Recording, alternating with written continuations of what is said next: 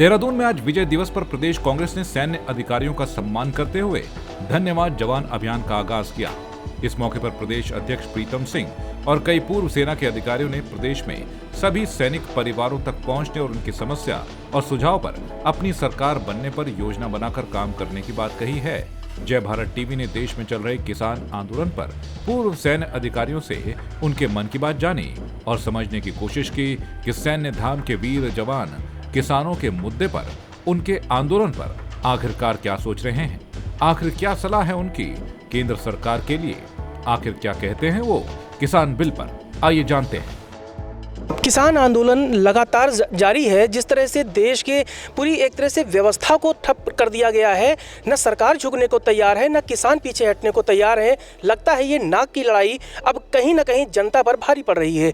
हम बात करेंगे सर आपसे, आप सीमाओं पर तो आपने सुरक्षा करते हुए अपनी ज़िंदगी गुजार दी है। सीमा के अंदर जो देश में इस वक्त हालात हैं, खास करके जय जवान जय किसान के अगर हम फार्मूले की बात करें या उस मंत्र की बात करें, किसान आंदोलन कर रहा है। आपका क्या लगता है इस सोल्यूशन क्यों नहीं निकल पा रहा है? देखिए, जय जवान जय किसान का जो नारा लगा था वो ठीक था, उचित था, होना चाहिए था, हो रहा था। अभी जैसा कि पता हुआ, हर एक कोई चाहता है कि किसान को फ़ायदा हो, जो किसानों की दिक्कतें हैं उनको दूर किया जाए। हर एक प्रयास कर रहा है कि हम उसको दूर करें। सरकार ने बोला है कि देखिए, जो आपका काम चल रहा है उसको चलने दीजिए। हम इसके एडिशन जिन लोगों को तकलीफ़ थी, वो कहते थे साहब हमारे को दिक्कत है, उन लोगों की दिक्कत दूर करने के लिए प्रयास किए जा रहे हैं कि आपको लिए ऐसा हो सकता है। जो पहला काम उसको टच नहीं किया गया, पहले का ऐसा चल रहा है, चलने दीजिए उसको, लेकिन उसमें जिसको तकलीफ़ थी उसके लिए ऐसा किया जा रहा है। और ठीक है, आपके सजेशन अच्छे थे। सर आपको क्या लगता है, उत्तराखंड सैन्य धाम है, प्रधानमंत्री ने भी कहा कि ये 5वां धाम है, सैनिकों का ये पूरा सबसे बड़ा गहवारा है पूरे देश का। जो जवान है वो परेशान बॉर्डर पे होते हैं कि देश सुरक्षित रहे, किसान इसलिए परेशान होता है कि देश का पेट भरे। आपको क्या लगता है ये 20 दिन का समय गुजरा है, सरकार क्यों अपनी बात समझाने में नाकाम साबित हुई है? आपका जो किसानों का और फार्म रूल्स और ये देखिए, ये मैं अपने निजी तरीके से बात करना चाहूँगा। इस वक्त कोई भी कानून निकाला जाता है वो किसी भलाई के लिए निकाला जाता है। अगर उसमें इतने लाखों लोग खड़े हो गए कि हमें नहीं चाहिए, तो मतलब नहीं है उस कानून का। तो मेरे ख्याल से ये गवर्नमेंट की रिस्पॉन्सिबिलिटी है कि इस झगड़े को ख़त्म किया जाए और कानून को वापस लिया जाए। हम लोग पूरे फार्मर्स के साथ हैं, किसानों के साथ हैं। मेरा एक सवाल आखिरी में ये है कि प्रधानमंत्री ये कहते हैं कि कुछ लोग ऐसे हैं या सियासी पार्टियां हैं जो किसानों के पीछे से ये सारी चीज़ें कर रही हैं। आपको क्या लगता है? क्योंकि आज की खबर ये है कि देश में बड़े पैमाने पे जो आर्मी के जुड़े हुए अधिकारी हैं वो भी किसानों के साथ खड़े हैं। उत्तराखंड के जो हमारे आर्मी के अधिकारी हैं, आप जैसे लोग हुए, वो किस तरफ खड़े हैं? देखिए, सिंपल सी चीज़ है, पॉलिटिक्स है ये। जब बीजेपी पावर में नहीं थी, वो भी फ़ायदा उठाती थी इन चीज़ों का, बाकी भी उठाएंगे।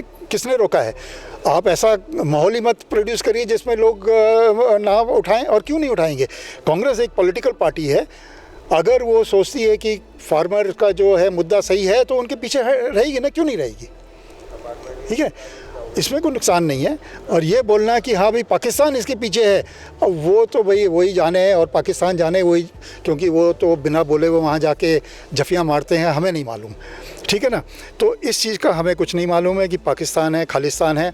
हमें इतना मालूम है कि कांग्रेस पार्टी ये सोचती है कि उनके मुद्दे सही हैं और उनको जो है एक सही वो मिलना चाहिए। प्रधानमंत्री ने कहा ये सैन्य धाम है, सैनिकों का सबसे बड़ा यहाँ पे सेंटर है, हर घर से यहाँ सेना में लोग जाते हैं। कांग्रेस को क्या ज़रूरत पड़ी कि अब वो सैनिकों की बात करने लगी है? क्या प्रधानमंत्री का जुमला उत्तराखंड में सैनिकों के लिए भी एक जुमला ही साबित हुआ? देखिए, प्रधानमंत्री जी ने जितने वादे उत्तराखंड राज्य के साथ किए हैं वो एक जुमला ही साबित हुए हैं। और जहाँ तक कांग्रेस की बात है, कांग्रेस ने हमेशा, चाहे वो सैनिक हो, चाहे वो किसान हो, चाहे वो बेरोजगार हो, चाहे हमारी महिला शक्ति हो, उनके हमेशा हितों के लिए काम करने का प्रयास प्रयास भी किया और आगे काम करने की कोशिश भी की है। और आज भी हम इस बात को कहते हैं क्योंकि आज विजय दिवस हम लोग मना रहे हैं और स्वर्गीय प्रधानमंत्री इंदिरा गांधी जी ने जो ऐतिहासिक कदम उस टाइम 1971 में उठाया था, आज उसी का परिणाम है कि जो आज हम विजय दिवस मना रहे हैं, जिसके अंदर इतनी बड़ी 93,000 सैनिकों को जो है सरेंडर कराने का काम जनरल मानेकशॉ जगजीत अरोड़ा जी ने किया था और जनरल नियाजी ने जो आत्मसमर्पण किया था। तो ये काम जो है कांग्रेस ने ही किया था। जहाँ तक आज देश के अंदर बैठी मौजूदा सरकार है वो सिर्फ जुमले दे रही है, जुमले के अलावा उनके पास कुछ नहीं है और इसीलिए आज जो है वो हताश और निराश होकर इस तरह की बयानबाजी करते हैं कि हम करेंगे। अरे करेंगे कब? आप 6 साल से सत्ता के अंदर बैठे हुए हैं, राज्यों के अंदर आपकी सरकार है, तो आप मन की बात तो कहते हैं लेकिन जनता की मन की बात सुनने को आप तैयार नहीं है। सर, उत्तराखंड को देवभूमि कहा जाता है, साथ ही सैन्य धाम की संज्ञा प्रधानमंत्री ने दी थी। वही प्रधानमंत्री अब किसानों के मन की बात नहीं समझ पा रहे हैं, जो देश को पिछले 6 सालों से अपने मन की बात कह रहे हैं। ये बहुत दुख की बात है। लाल बहादुर शास्त्री जी जब हमारे प्रधानमंत्री थे, उन्होंने ये नारा दिया था, जय जवान जय किसान। और किसान आज उसको सुविधा नहीं देंगे, अन्न कैसे खाएंगे, वो अपना जीविकोपार्जन तो कैसे करेगा, बाकी कहाँ तक आएगा। तो सरकार को पूरा उनको तन मन धन से मदद करनी चाहिए, न कि राजनीति से दूर से बात करके कि हम कर रहे हैं, करने जा रहे हैं, कर दिया, NSP नहीं लागू होगा, ये नहीं होगा। परंतु वो भी तो दूरदर्शी हैं, उनको भी तो प्रॉब्लम है। नहीं तो इतने अभी उनका जो एजिटेशन है अभी वो चल रहा है और क्या तो चलता ही रहेगा।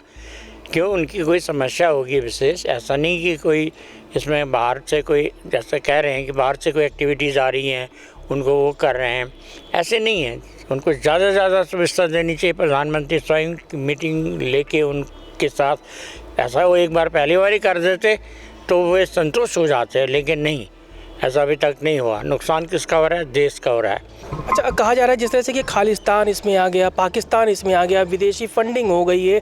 क्या लगता है आपको जन आंदोलन जब होता है, किसानों का आंदोलन हो, छात्रों का आंदोलन हो, फिर उसको इस तरह से डाइवर्ट कर देना ताकि वो मूल उद्देश्य से भटक जाए, आपको लगता है कि जायज़ है हमारे लोकतांत्रिक देश में? मैं नहीं समझता हूँ, क्योंकि अपोजिशन का हमेशा ऐसा कोई होता है कि दूसरे को लेट डाउन करने के लिए कि वो ऐसे आरोप प्रतिरोप लगाते ही रहते हैं, उनका काम होता है। ऐसे ही अगर वो आमने सामने कार्य बात करें तो कैसे इन चीज़ों का वो नहीं हो सकता है। इतना देश इतना बड़ा, इतना पुलिस फोर्स लगा रहे हैं, सब कुछ लगा रहे हैं, कोई भी बाहर वाला हस्तक्षेप करता है तो उसको अंदर करें। ये बोलने से तो कोई फ़ायदा नहीं है ना, कि इनको सड़क में बेचारे पड़े हुए हैं, खाना पीना उनका कैसे चल रहा है, कितनी तकलीफ़ें हैं, बच्चे हैं, बीवियाँ हैं। तो ये बाहर का उनका कहना मेरे ख्याल से इतना उचित नहीं है। तो फिर उनको इनके पास पूरा इनके पास सुविधाएँ हैं पता लगाने के लिए, पता लगा सकते हैं। और अब हमारे पास तो आर्मी है, सब कुछ है, CBI है, इनको ख़त्म करें। ये कहने से कि क्यों इतना चल रहा है एजिटेशन, कितनी तकलीफ हो रही है किसान परिवारों को। तो ये सुना आपने उत्तराखंड की देवभूमि जो सैन्य धाम है, जहाँ से लगभग हर घर का एक शख्स वो सेना में अपनी जीवन को समर्पित करता है। और यहाँ आए दिन आप सुनते हैं कि किस तरह से जो सैनिक परिवार है वो शहीद होता है सीमा पर। अब उनकी ये राय है कि प्रधानमंत्री मोदी अगर अपनी खुद की पहल से इस समस्या का समाधान ढूंढते तो समय रहते इस समस्या को ख़त्म किया जा सकता था, इसका सलूशन निकल सकता था। लेकिन नूरा कुश्ती किसानों की और सरकार की इसलिए जारी है क्योंकि दोनों की नाक का सवाल है। अब देखना ये होगा कि किसान आंदोलन के बहाने जो दिल्ली जाम हो गई है, दिल्ली जो जकड़ गई है किसानों के चारों तरफ के चंगुल से, उस पर सरकार अब क्या फैसला लेती है। कैमरामैन प्रदीप बिष्ट के साथ आशीष तिवारी, जय भारत टीवी, देहरादून।